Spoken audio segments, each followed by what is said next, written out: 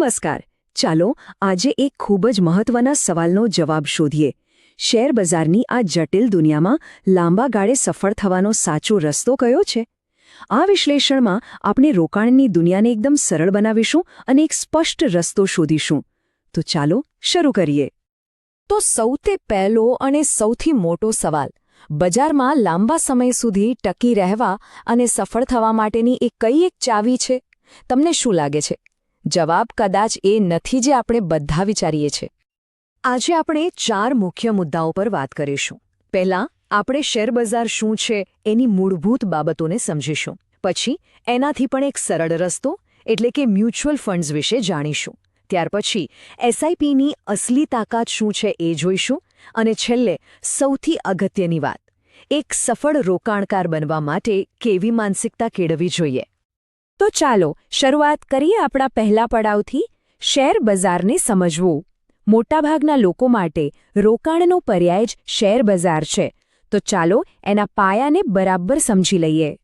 સરળ શબ્દોમાં કહીએ તો શેર બજાર એક એવી જગ્યા છે, એક એવું પ્લેટફોર્મ છે જ્યાં કંપનીઓ પોતાના વિકાસ માટે પૈસા એકઠા કરવા આવે છે અને આપણા જેવા રોકાણકારો એ કંપનીઓની સફળતામાં ભાગીદાર બની શકે છે. તો આ કામ કેવી રીતે કરે છે? આપણે બીએસઈ અને એનએસઈ જેવા પ્લેટફોર્મ પરથી શેર ખરીદીએ છીએ. જો શેરનો ભાવ વધે અથવા તો કંપની પોતાના નફામાંથી થોડો હિસ્સો એટલે કે ડિવિડન્ડ આપે તો આપણને નફો થાય છે. પણ એક વાત ગાંચ બાંધી લેવા જેવી છે, બજાર ક્યારેય સ્થિર નથી હોતું. એ સતત ઉપર નીચે થતું રહે છે.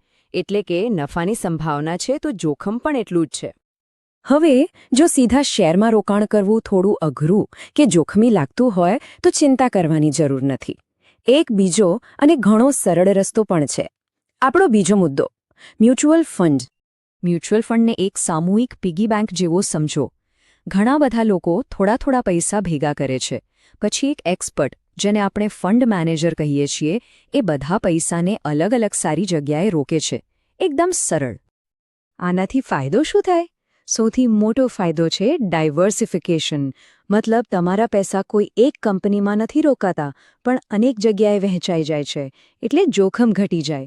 બીજું, એક પ્રોફેશનલ મેનેજર તમારા પૈસાનું ધ્યાન રાખે છે, એટલે તમારે રોજ ચિંતા કરવાની જરૂર નથી.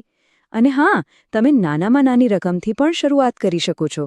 અને સૌથી ઉપર, આ બધું સેબીના નિયમો હેઠળ ચાલે છે, એટલે સુરક્ષા પણ રહે છે. ઓકે, તો મ્યુચ્યુઅલ ફંડમાં રોકાણ કરવું છે, પણ કેવી રીતે? અહીં આવે છે આપણો ત્રીજો અને સૌથી પ્રેક્ટિકલ મુદ્દો, એસઆઈપીની તાકાત. આ ટેબલ જુઓ, આખી વાત એકદમ સાફ થઈ જશે.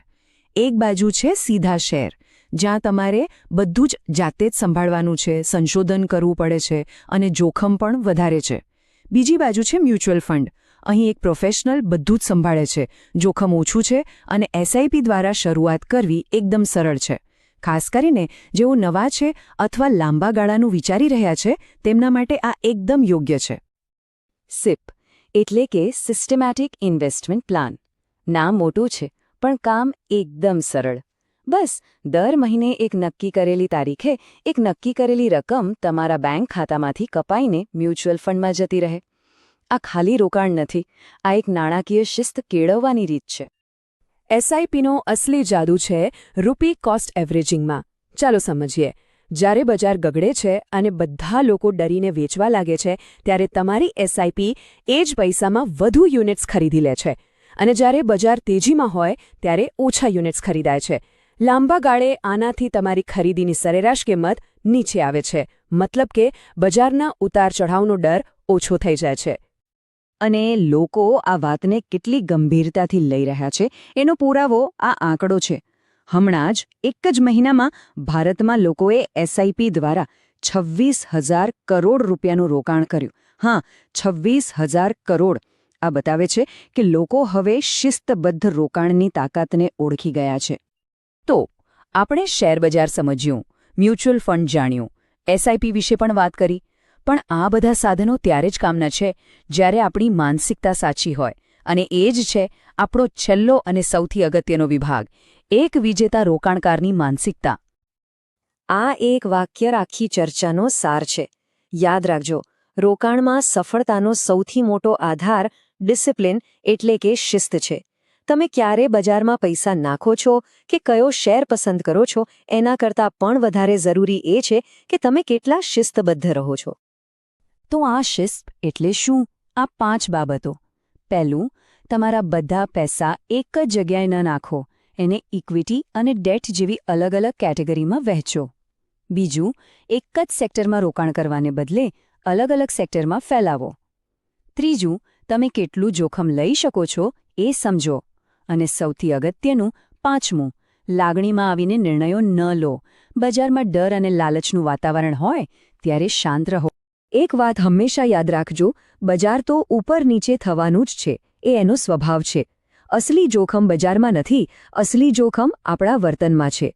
જ્યારે આપણે ડરના માર્યા સારા રોકાણ વેચી દઈએ છીએ અથવા લાલચમાં આવીને કોઈપણ શેર ખરીદી લઈએ છીએ ત્યારે જ આપણે હારીએ છીએ. શિસ્ત આપણને આ જ ભૂલ કરતા બચાવે છે.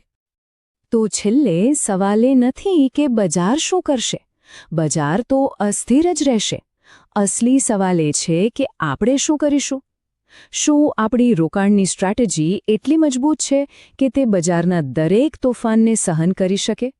આ સવાલ પર વિચાર કરજો. તમારો સમય આપવા બદલ આભાર.